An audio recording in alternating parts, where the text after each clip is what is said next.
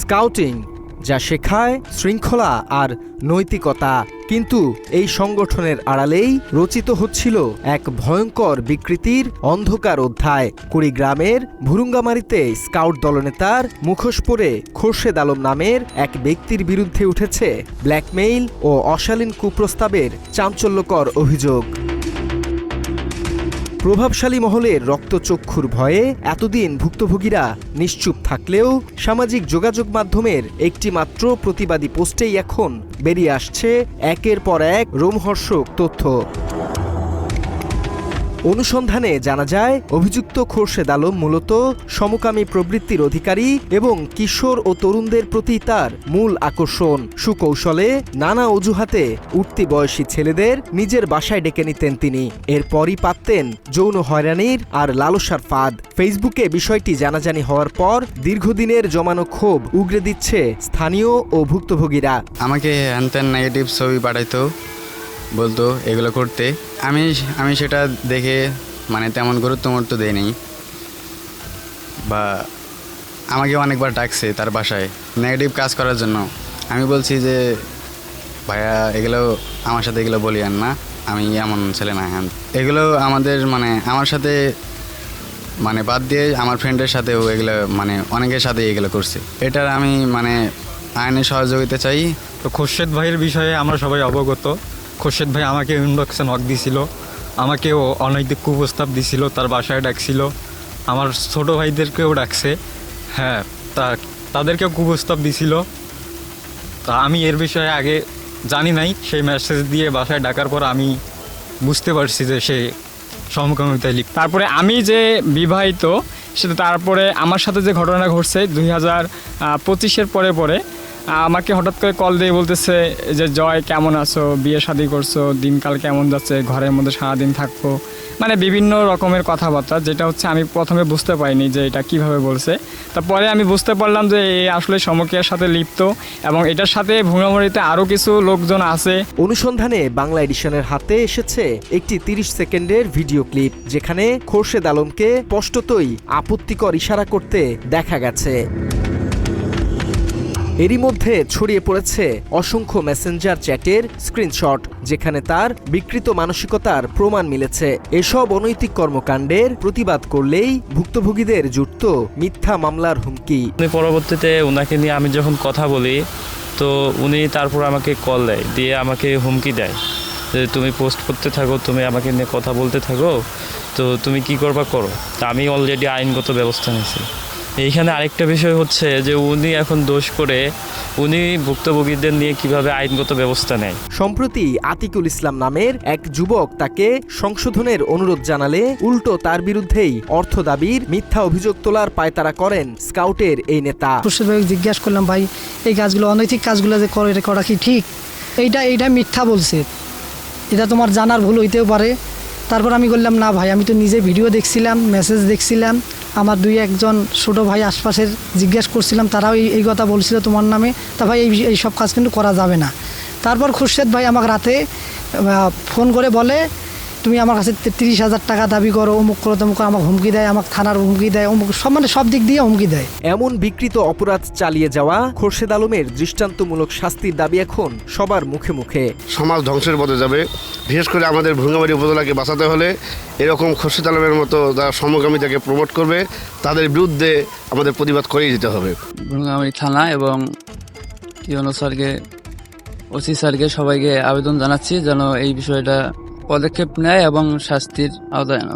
স্থানীয় প্রশাসনকে বলবো, জোর দাবি জানাচ্ছি, এটার তদন্ত করে খতিয়ে দেখা উচিত। কারণ এভাবে যদি চলতে থাকে যুব সমাজের মধ্যে একটা বিশৃঙ্খলা সৃষ্টি হবে এবং অশ্লীলতা ছড়িয়ে যাবে। এটা প্রতিবাদ করতে হবে, প্রতিহত করতেই হবে। সবচেয়ে ভয়ঙ্কর তথ্য হলো, খোরশেদ আলমের লালসার মূল টার্গেট ছিল ভুরুঙ্গামারী পাইলট উচ্চ বিদ্যালয়ের কোমলমতি শিক্ষার্থীরা। প্রতারণার জাল বুনতে স্কুলের আশেপাশেই তাকে নিয়মিত ঘোরাফেরা করতে দেখা যেত বলে জানা যায়। বিষয়টি নিয়ে বিদ্যালয়ের প্রধান শিক্ষকের দৃষ্টি আকর্ষণ করা হলে তিনি জানান, ঘটনাটি চরম গুরুত্বের সাথে দেখা হচ্ছে। শিক্ষার্থীদের সুরক্ষায় সর্বোচ্চ ব্যবস্থা নেওয়ার আশ্বাস দেন তিনি। আমি এখন যতটুকু জানতে পারলাম, আমার প্রতিষ্ঠানের আশপাশ থেকেও অথবা আমার প্রতিষ্ঠানের স্টুডেন্টদের সঙ্গেও এরকম অনৈতিক কাজের জন্য আহ্বান জানানো হয়। যদি এরকম কোনো অভিযোগ আমার কাছে আসে তাহলে আমি আমার প্রাতিষ্ঠানিক দিক থেকে যতটুকু করণীয় আছে আমি সে ব্যবস্থাটুকু নিয়ে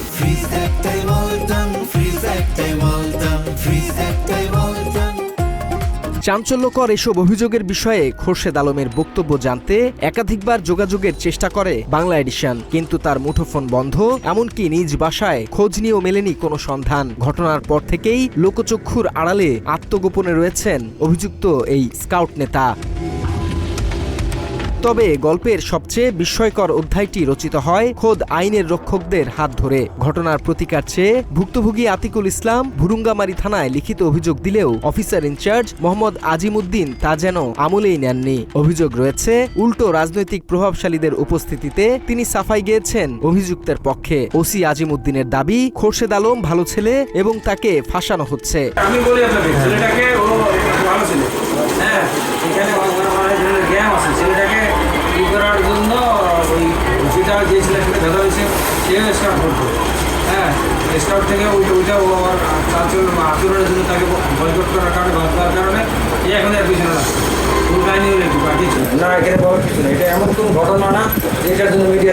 প্রমাণ না দেওয়ার যে অজুহাত ওসি দেখিয়েছেন তা সম্পূর্ণ মিথ্যা বলে দাবি অভিযোগকারী আতিকুল ইসলামের। তিনি জানান, থানা থেকে কখনোই তার সাথে কোনো যোগাযোগ বা তদন্তের উদ্যোগ নেওয়া হয়নি। ওসি স্যার বলছিল বলে একজন খোরশেদ ভাই একজন ভালো লোক, কিন্তু সে তদন্ত না করে কীরকম করে ওসি স্যার বললো বলে ভালো লোক।